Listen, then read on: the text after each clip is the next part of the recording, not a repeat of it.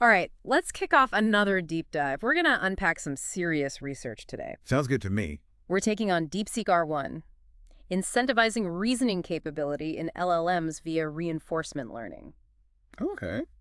A bit of a mouthful, huh? Yeah, it is. But this paper, it's really pushing the limits of what large language models, those LLMs everyone's talking about, Right. can do. Like, can they actually think like us, solve problems, the whole 9 yards? Well, the team behind DeepSeek-R1, DeepSeek AI, they went all in on reinforcement learning, or RL. That's where the real magic starts. RL, is that like training a dog with treats? Uh-huh. But instead of a dog, it's an AI getting those virtual pats on the head for figuring things out. You got it. And they took it a step further Oh, with DeepSeek-R1.0, which learned purely through RL.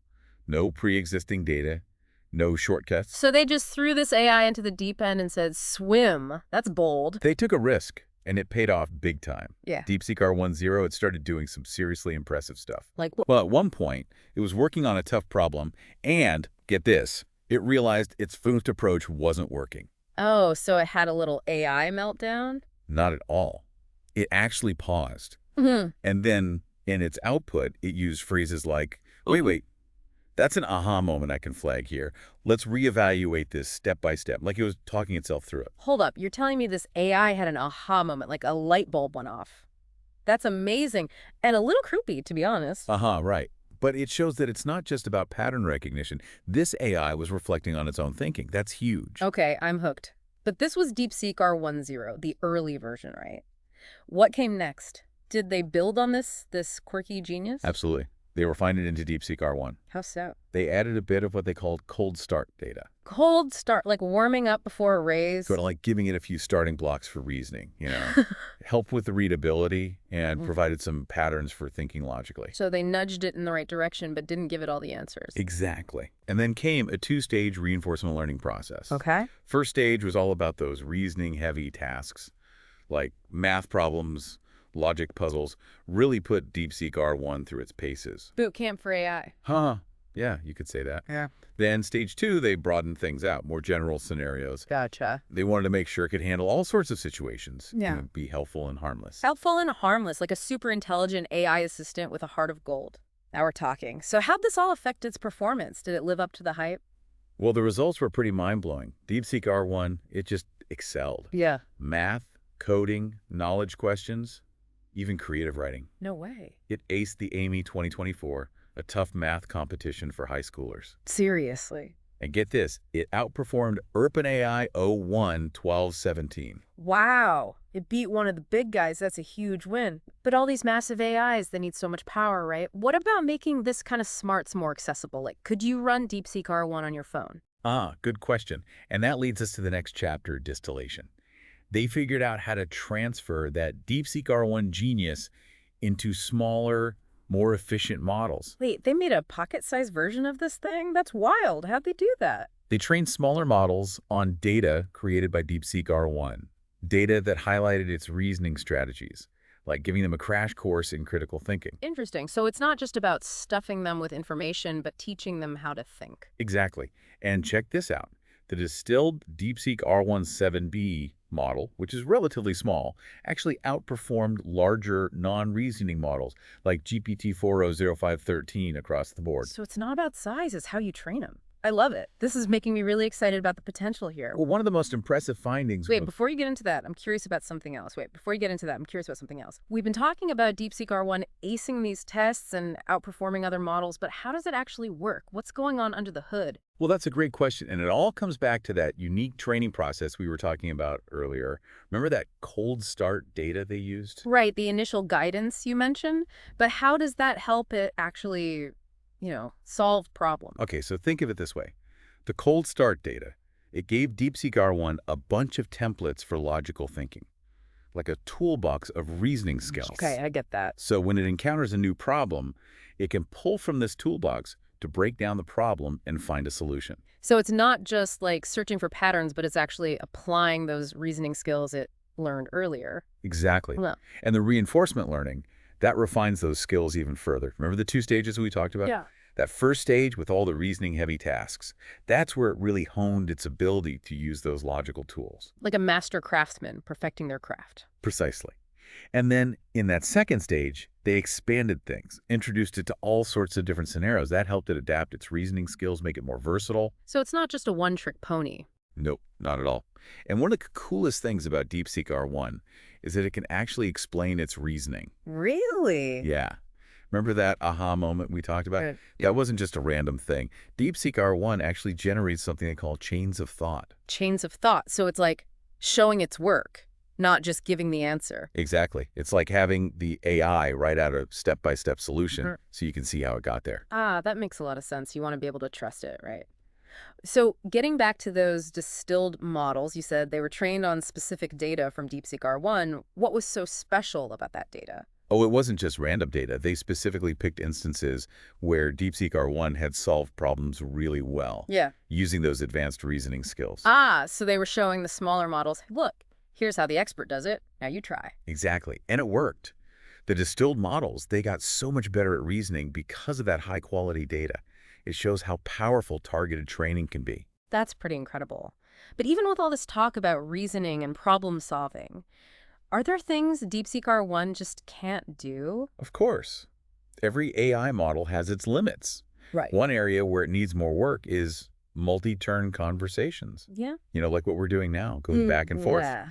It's great at following instructions and solving problems, but actual conversation, that's still tricky. So it can ace a math test, but can't hold its own in a debate. Well, not yet, at least. Yeah. Another thing is it's mainly focused on Chinese and English right now. Okay, so other languages are still a bit of a hurdle. Right. And then there's the issue of, well, it can be a bit sensitive to prompts. Sensitive. It needs very clear, specific instructions, like a very literal-minded friend. You got to be super specific with what you ask. Exactly.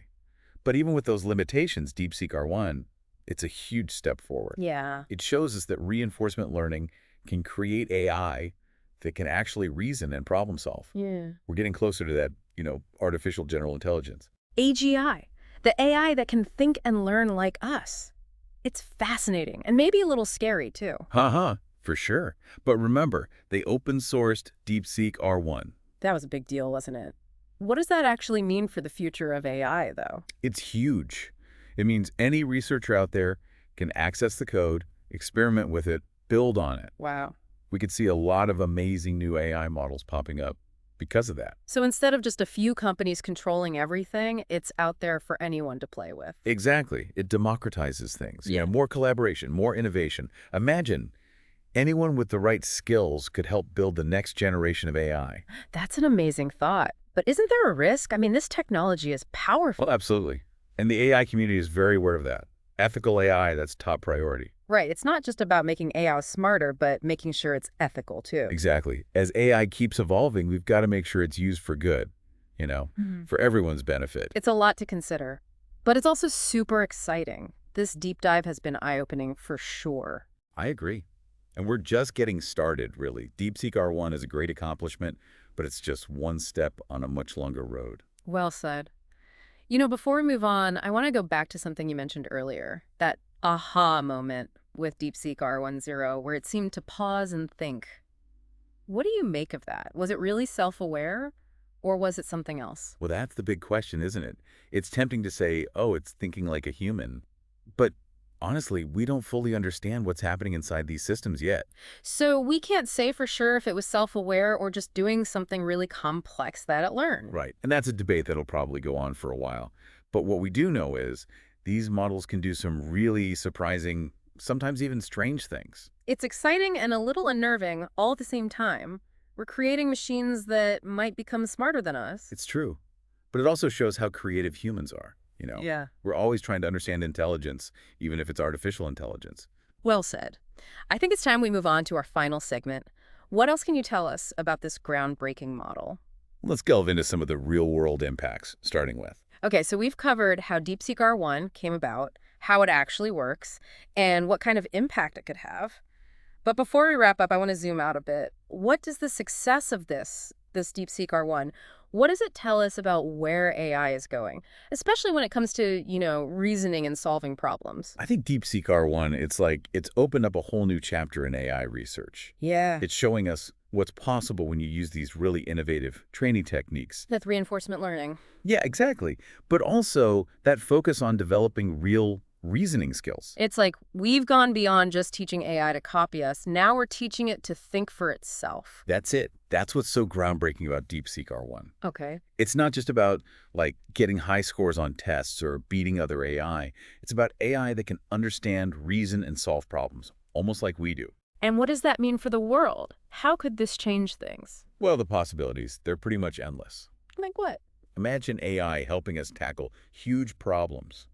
Climate change, diseases, poverty. Yeah. AI that could work with scientists to make discoveries, help doctors give better health care, even help engineers build safer, better stuff. That sounds like science fiction. Uh-huh. I know, right? But you're saying this could actually happen. I think it can. And remember, they open-sourced DeepSeek-R1. Yeah. That's a game changer. Researchers everywhere are working on this, building on it. Mm. We could see some amazing breakthroughs really soon. It's a little bit scary, but mostly exciting, I think. I agree. But it's also a reminder that we have to be careful. About. It's not enough to just make AI smarter. Right. We need to make sure it's ethical, too. So used for good, you mean? Exactly. As AI keeps evolving, we have to make sure it benefits all of us. That makes sense. It's a big responsibility. Yeah.